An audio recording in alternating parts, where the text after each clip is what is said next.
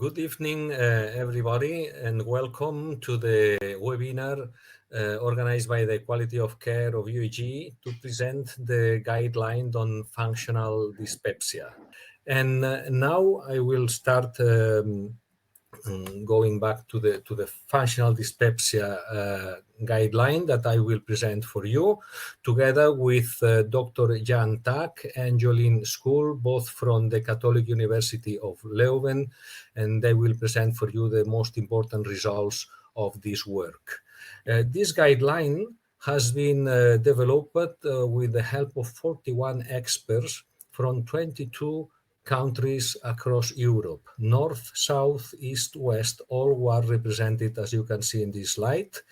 It was led by Professor Jan Tack and Paul Eng and a core group of 8 physicians in addition to the other experts. The methodology used to develop the guideline started with identification of the important questions, the PICOs, and drafting of preliminary statements done by the core group.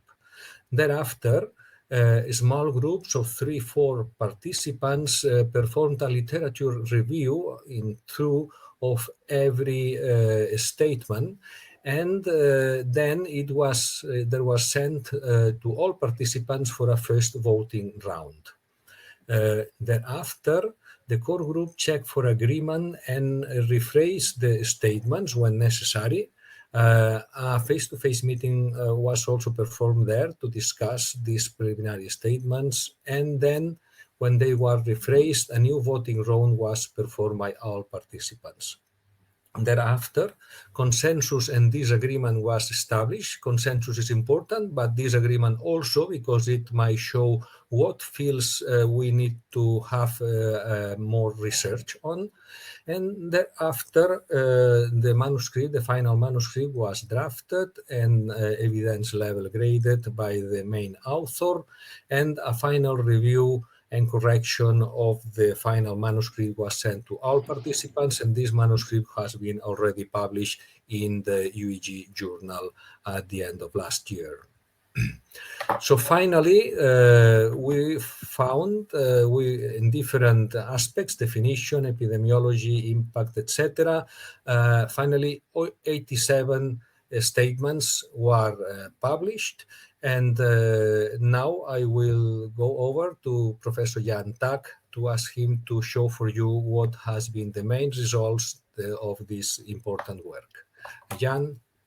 Thank you, Jordi. It's a pleasure to present the data on behalf of everybody that contributed to the building of this guideline. The intent was to build a functional dyspepsia management guideline, but we thought while we are busy, we may as well take on board gastroparesis as well, and I will present both outcomes of the process. These are my disclosures. And the guideline on functional dyspepsia has been published in UEG journal earlier this year, and it's open access available if you want more information. So the way I'm presenting this is I'm showing the statement, and then you have levels of agreement from A+ to D+. A+ is the strongest possible agreement, D+ is the strongest disagreement possible, and I will put the percentages of response in each box. And then to the left is the two left to the left are used to make a decision making. Agree strongly or agree strongly with minor reservation. If we reach 80% there, this is considered consensus.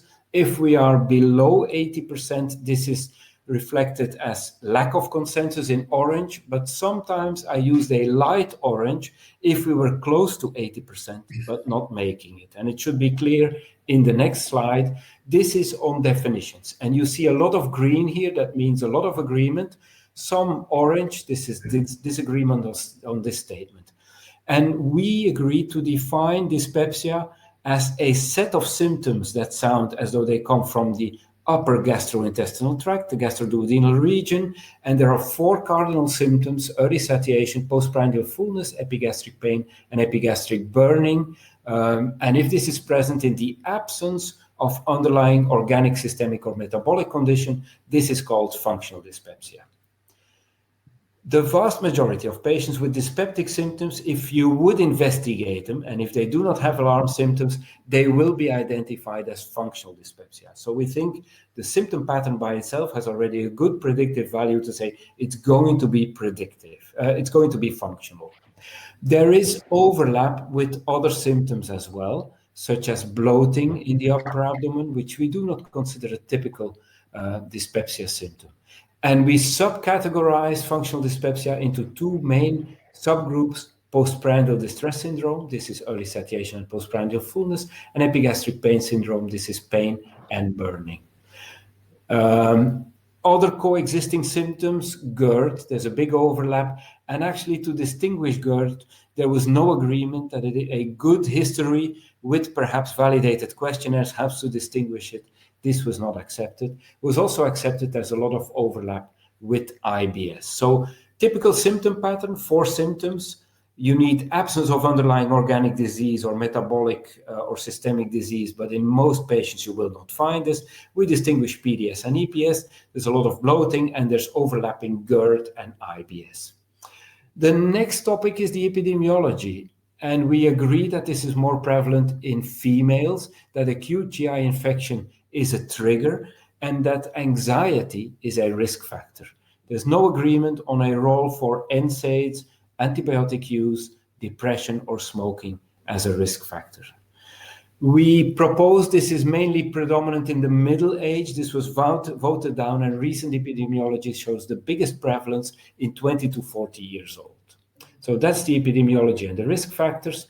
In terms of impact, we see a lot of agreement here. We agree that this costs a lot of money to the healthcare system and to the sufferer of the symptoms. There's loss of work productivity, loss of quality of life, and there is associated psychosocial comorbidities like anxiety and depression. Agreement on all of these. Weight loss can be a consequence of functional dyspepsia. Big agreement, and I think that is an important one because as clinicians, we think that weight loss is an alarm feature that requires more investigation. Eating disorders need to be ruled out. We get around 73% consensus on that, not the green level of 80%, but still think about it. In a patient with dyspeptic symptoms and weight loss, if your workup doesn't show a lot, think of anorexia nervosa. The drivers for healthcare consulting behavior we identified in the consensus process is symptom severity and psychosocial comorbidity. That's for impact. In terms of pathophysiology, some green, there's agreement that H. pylori can cause functional dyspepsia symptoms in a subgroup, that impaired gastric accommodation, delayed gastric emptying are mechanisms, and hypersensitivity of the stomach to distension. No consensus on rapid gastric emptying. And then many other pathophysiological mechanisms were addressed in the consensus program process, and none of these got agreement almost. So duodenal alterations, vagal nerve dysfunction, altered duodenal microbiota, anxiety, stress as a cause, depression as a cause, none of them had consensus. The only one that again got some consensus, that altered processing of signals from the gastroduodenal region in the brain may contribute to the pathophysiology. And then in terms of diagnosis, you see a little bit more green here. The routine workup, upper GI endoscopy, is actually needed to make a diagnosis, and it is mandatory if there are alarm symptoms or risk factors. However, it's also acknowledged by the consensus that especially in primary care, if there's typical dyspeptic symptoms, no alarm or risk factors, and alarm are things like weight loss, anemia, blood in the stools, for instance. Risk factors are age above 50 or a family history of gastric cancer. Then you can actually move ahead with managing functional dyspepsia as if it is functional without the endoscopy. So that is also agreed by the panel. No consensus that you need to do any screening blood test, but if you do the endoscopy, you should test for HP, and in primary care, if you manage the patient without endoscopy, test for HP non-invasively. So HP testing always there. If you find gastritis with H. pylori, and if symptoms resolve 6 to 12 months after eradication, it means that perhaps and likely the H. pylori was the case. And just superficial gastritis without HP does not create another diagnosis. The symptoms there are functional dyspepsia. And then for the further workup, subdivide EPS and PDS, pain, burning, meal unrelated functional dyspepsia, or fullness early satiation, meal-related functional dyspepsia, or postprandial distress syndrome for the further workup. And then there's a list here of additional tests that we could do that you don't need to do based on the consensus. No routine abdominal ultrasound, no routine gastric emptying, pH monitoring. You don't need to look at eosinophil counts in the duodenum to support the diagnosis, and a drink test also does not help. So that's in terms of diagnosis. Okay, thank you, Jan. And now I will have a first question to the audience. This is that you can vote. Okay, which treatment approach for functional dyspepsia is supported by sufficient evidence to be recommended? A, PPI for functional dyspepsia. B, PPI for functional dyspepsia, epigastric pain syndrome. C, prokinetic for functional dyspepsia, postprandial distress syndrome. And D, tricyclic antidepressants for functional dyspepsia, epigastric pain syndrome. And the votes are very, very close, but PPI seems to be the best option. Yeah, and growing. Yeah. What do you think? Yeah. I think it's very interesting. It's clear that the PPI has the overweight here. 68, 69 people voted for PPI. About half of them say PPI for functional dyspepsia as a group. About half of them say PPI only for the epigastric pain syndrome. We'll see. We'll move on with the presentation and see what it brings us. So what the consensus process yielded, sorry, I went a little bit too far, for treatment is you immediately see that there's a lot of orange here, very little support. What was supported is that H. pylori positive FD patients should receive eradication. That was not part of the poll. And that PPI therapy is effective for functional dyspepsia. So actually the statement number one, which got 37% of the votes, was the really correct one based on the evidence. No support for you need a diet to improve symptoms. No support for PPI therapy is the most appropriate initial therapy. So although we think it is effective, we don't say this is always the first line therapy. Most effective for EPS didn't make the vote, only 59%. Prokinetics effective, very few adherents. Most effective for PDS, very little adherence. And then itopride as a single agent, also no adherence. And then neuromodulators, all of it is red. Nobody agrees that, for instance, an SSRI is effective for FD. That doesn't get consensus, but also that they are not effective, no consensus. The same for SNRIs, serotonin or adrenaline reuptake inhibitors. No support for mirtazapine or for 5-HT1 agonists like buspirone.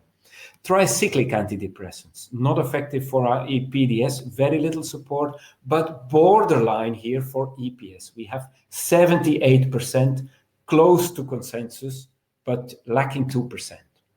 And then for psychological and complementary therapies, again, everything is almost red. Herbal therapy is not supported, antibiotic rifaximin not supported, hypnotherapy, CBT, acupuncture, full mindfulness not supported. The only one that gets support is in case of severe weight loss, you need to do nutritional support.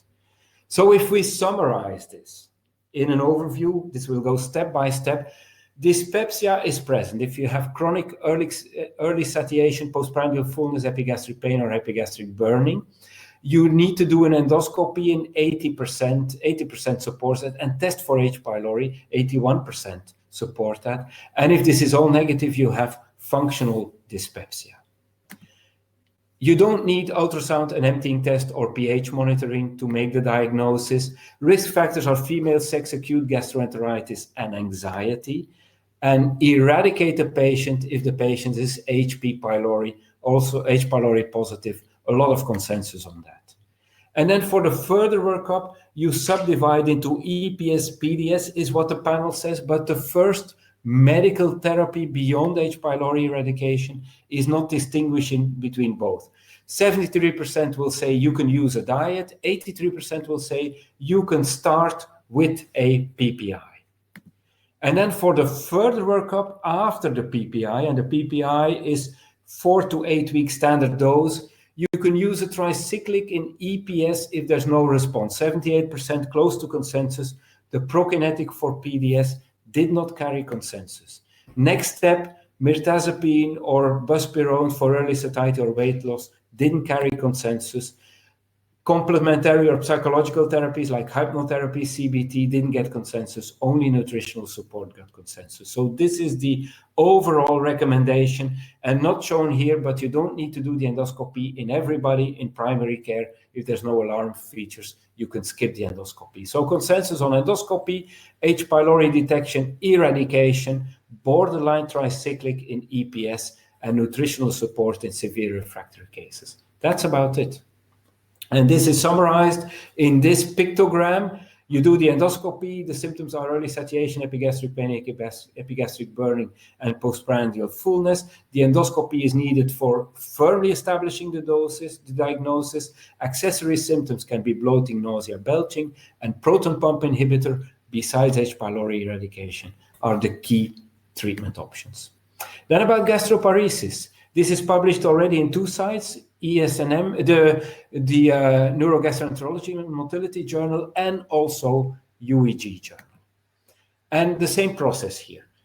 And this is a little bit more, I think, sensitive. So definitions, gastroparesis is a symptom set associated with delayed gastric emptying in the absence of mechanical obstruction. You see huge consensus, 100%. There's also disturbed gastric motor function contributing to the process. Nausea and vomiting are the cardinal symptoms, 95% consensus. This is a very important one. Dyspeptic symptoms such as bloating and belching are often also present, and symptoms overlap mainly with PDS, functional dyspepsia symptoms. All of this gets huge consensus.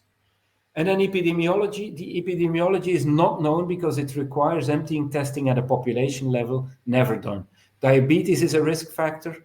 Surgery is a risk factor. Some neurological conditions are a risk factor, such as Parkinson's or multiple sclerosis. Some connective tissue diseases are risk factors, and some drugs, especially opioids, are risk factors. Impact. It costs a lot of money to society, but surprisingly, the self-cost and loss of work productivity didn't get consensus. For loss of work productivity, we reached 78%, it's close to it. Decreased life expectancy associated with it, no consensus. Associated quality of life, psychosocial comorbidity, that got consensus. In terms of impact further, weight loss not supported as being driven by gastroparesis, different from functional dyspepsia. Very interesting. In case of weight loss, rule out eating disorders here, 97% consensus. And then the drivers for healthcare consulting, not fully consensus, close to it with 77% for the symptom severity, not psychosocial comorbidity or access to the healthcare system.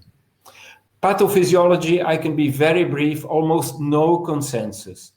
Actually, that the delay in gastric emptying drives the symptoms, very, very little consensus, a little bit higher borderline that impaired accommodation and gastric sensitivity drive this, and all the duodenal and vagal and hormonal factors, no consensus.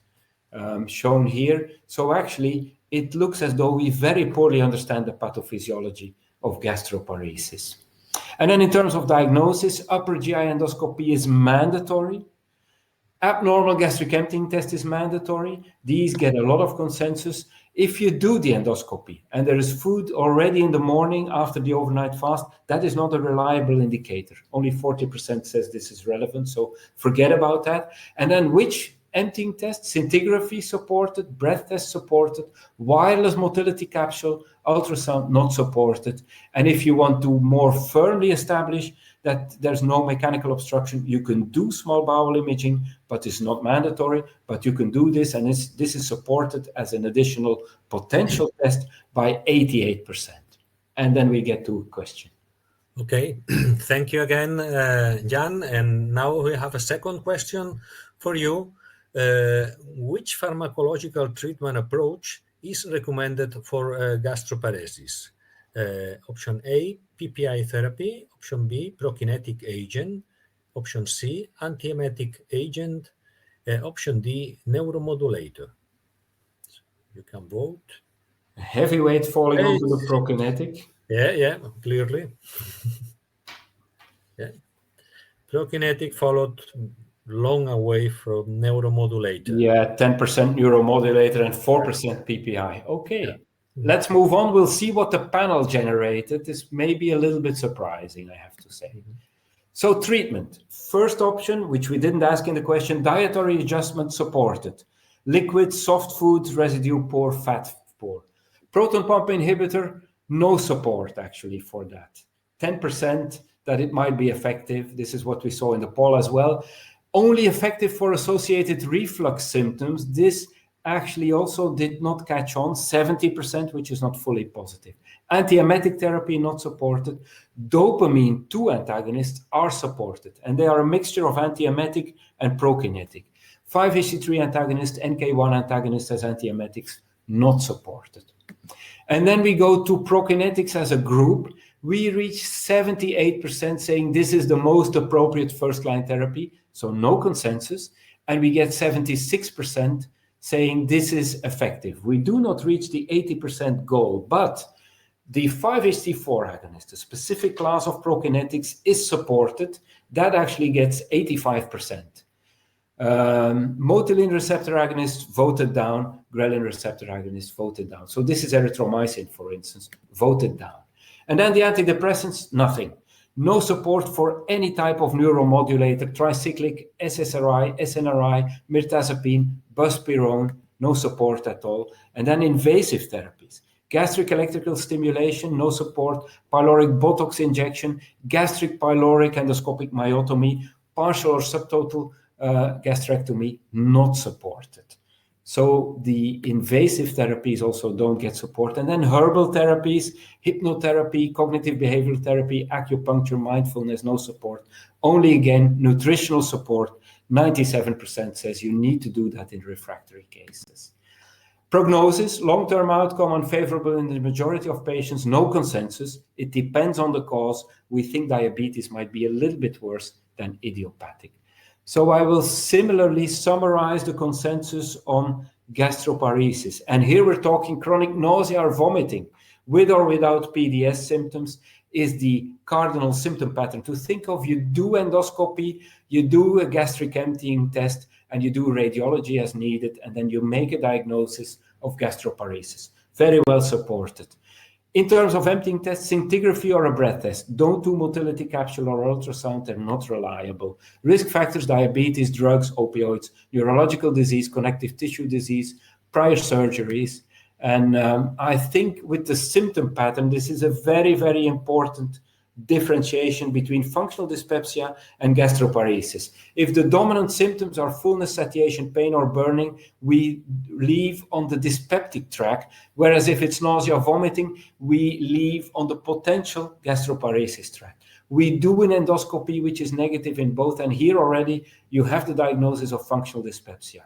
Here you have a diagnosis of a chronic nausea, vomiting disorder, and if you do the emptying test and it's abnormal here is gastroparesis. If it's normal, here you have chronic nausea and vomiting with normal emptying. And here with the emptying test, you have functional dyspepsia, but normal or delayed emptying. Very important precedent, which allows us for trials, for clinical management, and for investigations, pathophysiological research, to distinguish the gastroparesis symptom profile from the dyspepsia symptom profile. And then we go on. The first treatment option, if you make the diagnosis, dietary adjustment, PPI not helpful, antiemetic as a group not helpful, but dopamine 2 antagonists might be helpful. Prokinetics as a group, borderline support, but 5-HT4 agonists are supported. No support for any type of neuromodulators, no support for gastric electrical stimulation or other invasive therapies, including Botox injection and GPON, no support for centrally directed therapies like hypnose, CBT, or acupuncture therapy, nutritional support. This is really supported by the panel. So this was the functional dyspepsia pictogram that I showed you. This is the gastroparesis pictogram.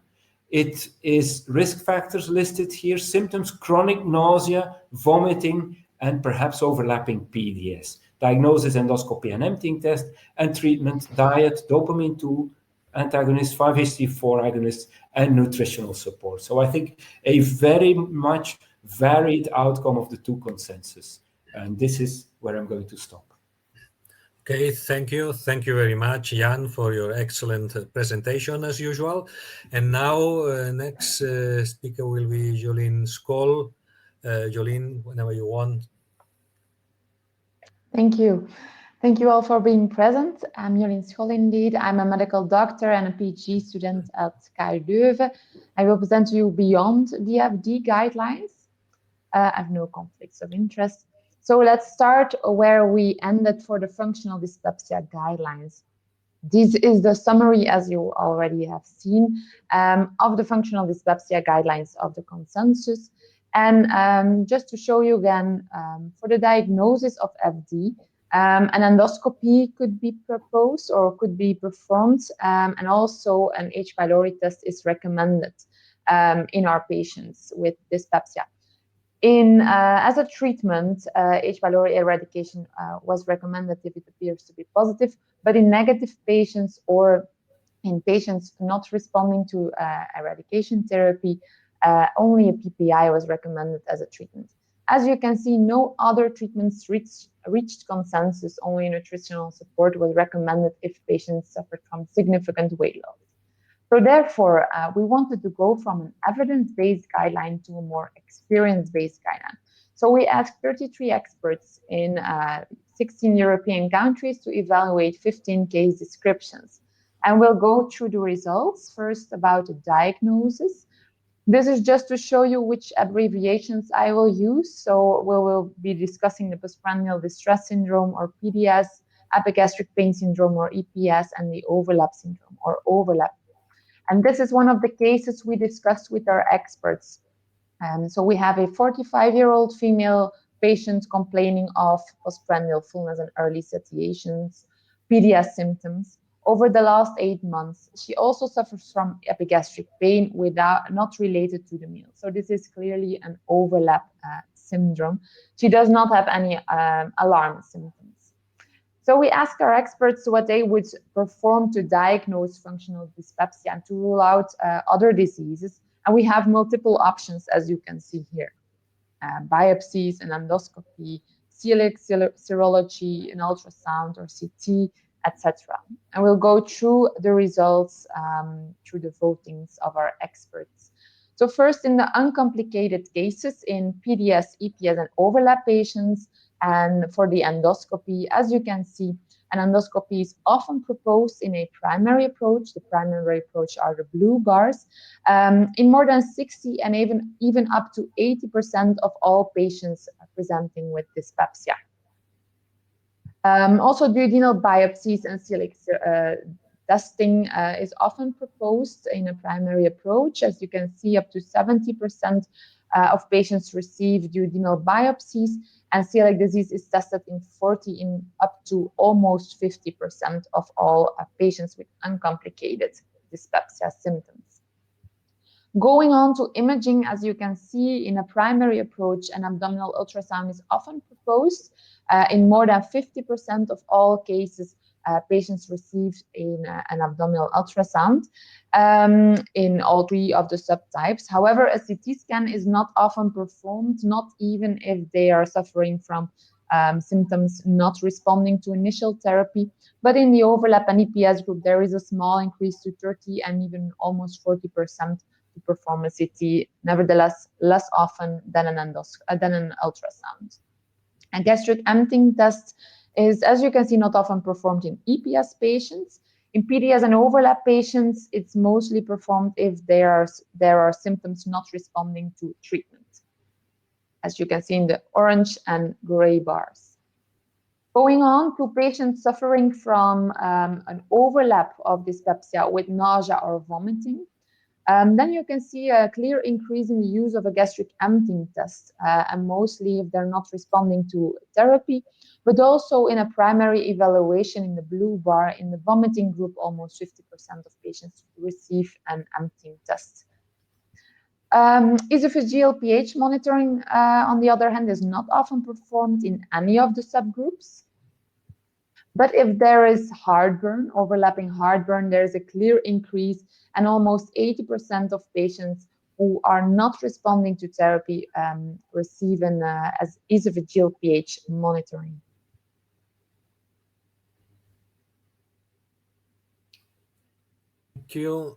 Thank you, Jolien. Now we have the first question of Jolien.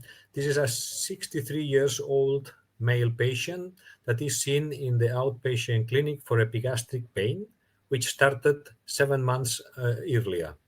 The epigastric pain comes and goes and does not seem related to food intake. There are no nocturnal symptoms awaking him. There is no weight loss or other alarm symptoms. A PPI was started 1 month ago, but did insufficiently improve symptoms. Which of the following investigations would you use in the workup of these patients? You can answer multiple answers. The A is upper endoscopy, B abdominal ultrasound, C abdominal CT scan, and D pH monitoring. So you can vote. Okay, upper endoscopy had most votes, followed by abdominal ultrasound. Yes, indeed.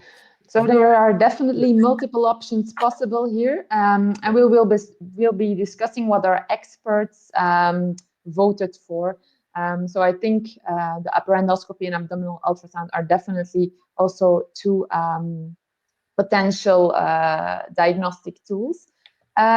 First, so this was a case with a risk factor. As you could see, this was EPS with an older age. First, we'll start with PDS patients, as you can see here, with a risk factor. So we have uncomplicated PDS, we have PDS in elderly, and PDS with weight loss. For the uncomplicated cases we just discussed. So in comparison to uncomplicated PDS, you can see that when there are risk factors such as an older age or weight loss, that the upper endoscopy is performed earlier in a primary approach in almost all patients. Going on to EPS, you can see similar results. So our patients indeed, in the case, should receive an endoscopy when we follow the advice of our experts. Duodenal biopsies and celiac disease were also recommended by some of our experts, but very similar to the uncomplicated cases. However, in the weight loss group, you can see a small increase in the testings for celiac disease compared to uncomplicated PDS. So we go from 67% to 42% in the other groups. Then EPS, in EPS, we see similar results as to PDS. We see an increase in the tests for celiac disease compared to uncomplicated EPS. Then an imaging. So you all voted mostly for abdominal ultrasound. The experts do agree with your votings as well. However, the use of a CT scan is also often proposed if the patient is not responding to therapy. In our case, a PPI was already used. So a CT scan could also be a good choice. More than 50% and even more than 60% receive a CT scan if they're not responding to therapy. In EPS, again, very similar results. So actually our case was an EPS patient, but still we have similar results as your votings. So a CT scan is performed in almost 80% of patients when there is weight loss and not responding to therapy, and in 60% or more in patients with an older age. And this is definitely higher than in uncomplicated EPS patients. A gastric emptying test, on the other hand, does not really change a lot whether there are risk factors or not. It is still recommended by our experts if there are symptoms not responding to initial or secondary treatment. And in EPS, it is not often performed, not even when there are risk factors or not even when they are not responding to treatment. Esophageal pH monitoring, again, not very often performed in the PDS groups, whether there are risk factors or not. And also in the EPS group, it's not often performed, does not change with the presence of risk factors. This is just a slide to show you that when there is a post-infectious onset in PDS patients, As you can see, the diagnostic management does not change a lot compared to uncomplicated PDS patients. So in conclusion, for the diagnosis in clinical practice, we can state that an upper endoscopy and abdominal ultrasound are often used in the first evaluation of dyspepsia. And when risk factors occur, an upper endoscopy is used in almost all patients and in a primary approach. And CT imaging is performed especially if symptoms persist or when there is weight loss. Celiac disease is selectively ruled out in some patients and mostly when there is weight loss. Esophageal pH monitoring is considered useful, but only when there is concomitant heartburn. A measurement of gastric emptying is considered useful when there is concomitant nausea or vomiting, or in PDS and overlap patients not responding to therapy, but not in the EPS patients. Then we'll go on to the treatment part. And the treatment starts with a question, I can see. This is also a case. This is a 45-year-old female patient who complains of postprandial fullness and bothersome early satiation. The symptoms started approximately 7 months earlier. She lost 5 kilograms of body weight, 9% of his weight, over this period, that is 7 months. No other alarm symptoms, and she tested negative for H. pylori. Which is your preferred treatment approach in this patient? A PPI, B, a prokinetic, C, mirtazapine, and D, a tricyclic agent. It seems that the prokinetic is leading here, followed by PPI and mirtazapine. No place for tricyclic agents. No, I think these are definitely good choices. We'll discuss those during the next slides as well. So going on to the results of our experts, first we'll start with the uncomplicated cases. The case we just saw was again a complicated case, of course, because there was significant weight loss. But in the uncomplicated cases for PDS, EPS, and overlap, you can see the first step is H. pylori eradication, and this is followed by our experts as well. Also, when we go on, patients not responding to therapy, to eradication therapy, or in patients who are negative for H. pylori, we need some other treatment options, of course. So we asked our experts what to do, and they voted that PPI is most often used in EPS and overlap patients. And in PDS patients, there's also use of diet and prokinetics next to PPIs. Moreover, as a prokinetic, domperidone was most often chosen. When patients did not respond to therapy, the orange bars, there was still use of prokinetics in the PDS and overlap group. Again, domperidone was chosen, but in the EPS group, a neuromodulator was also often proposed, and this was a tricyclic agent. Neuromodulators were also proposed in the PDS group next to PPIs in all of the groups, but it was definitely less often than the other drugs. And in PDS, a tricyclic agent or buspirone was most often proposed.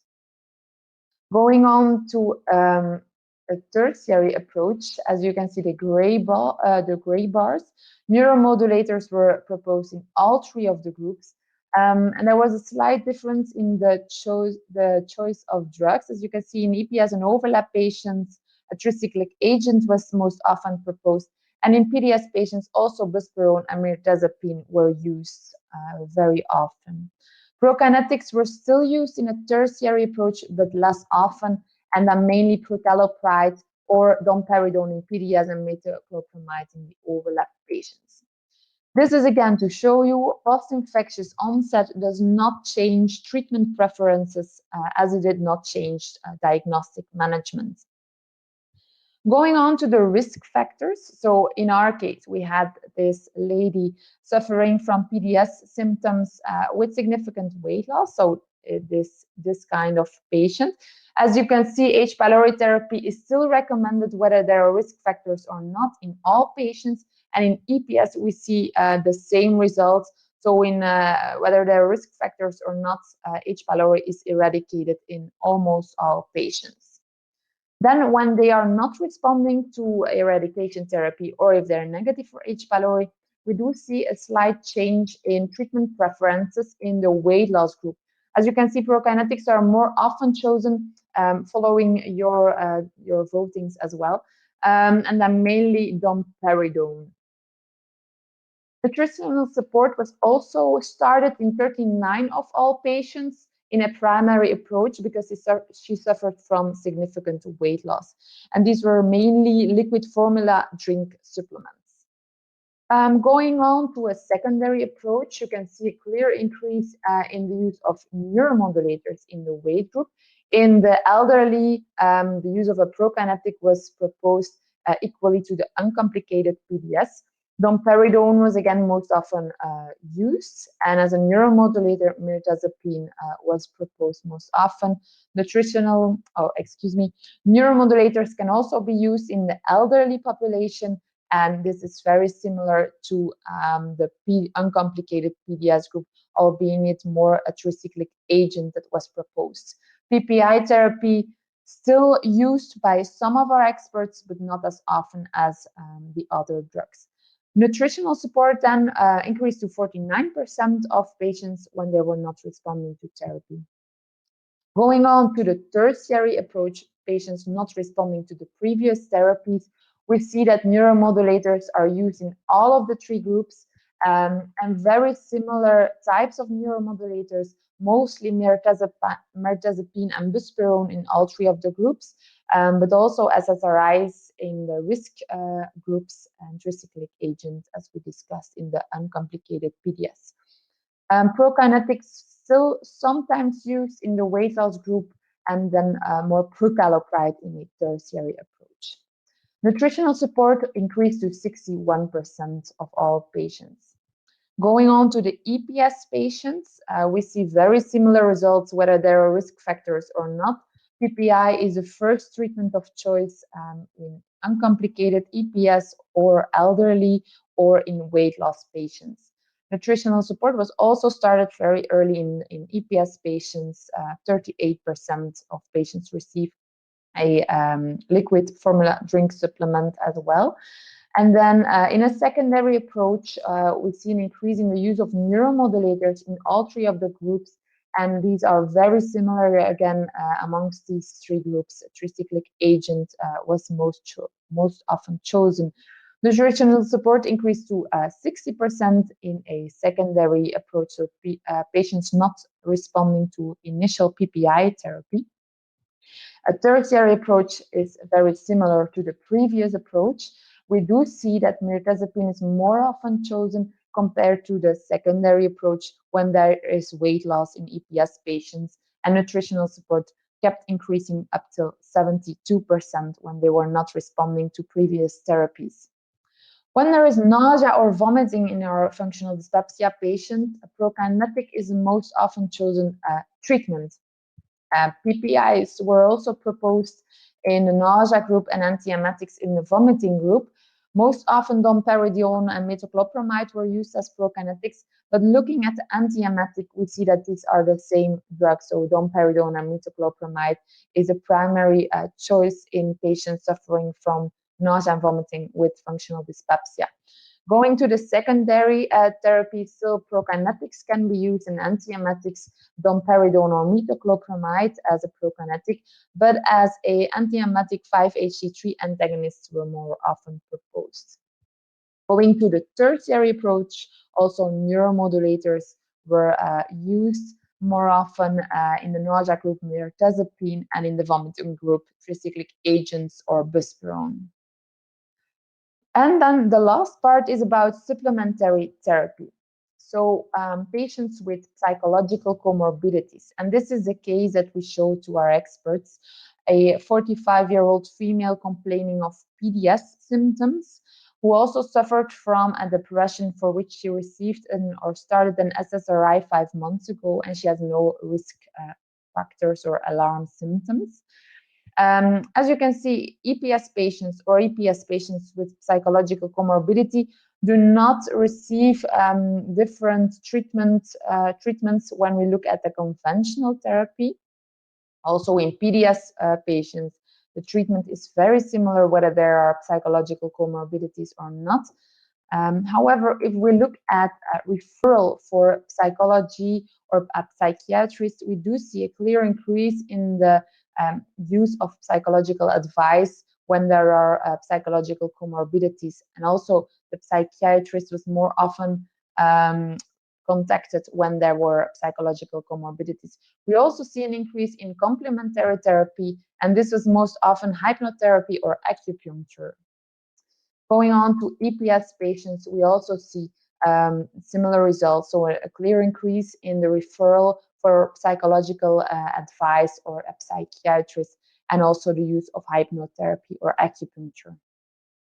In conclusion, for the treatment in clinical practice, we can say that H. pylori is indeed eradicated when present by the experts, and in overlap and EPS patients, a PPI seems to be the first-line therapy.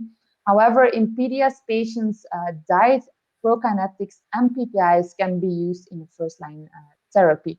Older age does not seem to change treatment preferences in EPS or PDS patients, and nutritional support is started early when there is significant weight loss. As a neuromodulator in PDS, mirtazapine and buspirone are often used, while in EPS and overlap patients, a tricyclic agent is more often used. And herbal medicine, probiotics, and alternative medicine can be used. It's infrequently used, but sometimes considered when there is psychological comorbidity or refractory symptoms. So we can conclude that in contrast to the evidence-based guidelines, the same experts apply a highly differentiated diagnostic and therapeutic approach to FD patients with these specific characteristics, and that this shows the richness of clinical FD management in daily practice. I would like to thank all the experts that contributed to this project, and thank you for your attention. Okay, thank you very much, Jolien, for your excellent talk and the excellent survey, also showing us what happens in the real life. I think this is very, very important information. We have got several questions, and I can start now. We have got two questions. First, about diet. How do you recommend this diet for functional dyspepsia? And how efficacious is the diet in these patients? I think we have to say that there's no evidence-based diet for functional dyspepsia.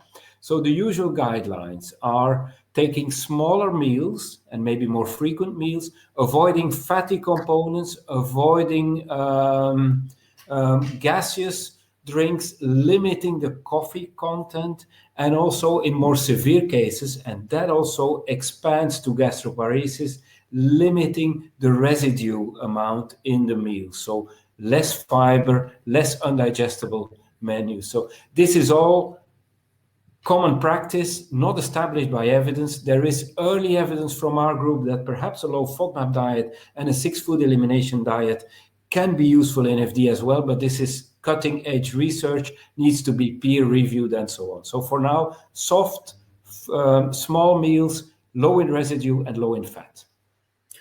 We have also a question about the real need for endoscopy to diagnose dyspepsia. If one patient has very clear symptoms of functional dyspepsia, why the experts consider that endoscopy is mandatory to diagnose functional dyspepsia? I think we can give this one to Jolien, actually. You can answer that one.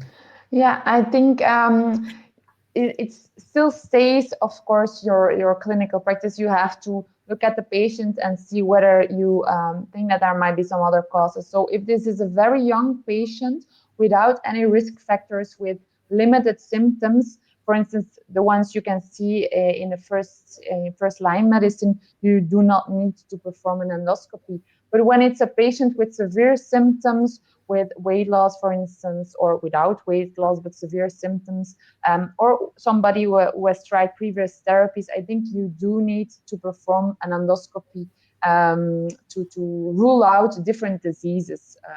It's more to rule out different diseases, or if you have any idea about there might be another disease underlying, you definitely need to do an endoscopy. But when it's a young patient without risk factors, who does not suffer from this, didn't try any other previous therapies, you can decide to not perform an endoscopy. Yeah. Okay, thank you.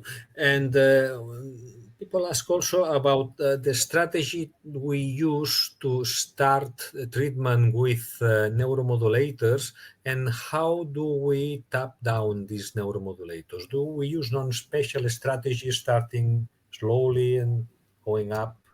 Yeah, I think that maybe I'll take that one. That's a difficult one because actually we're in an area of very, very little research. We have some studies with tricyclics, and the used doses there are 25 milligrams of amitriptyline. So that can be used.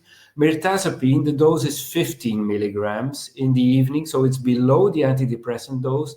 And the buspirone dose is 3 times 10 milligrams, which is a standard anxiolytic dose. All of these studies are short studies, 8 weeks actually.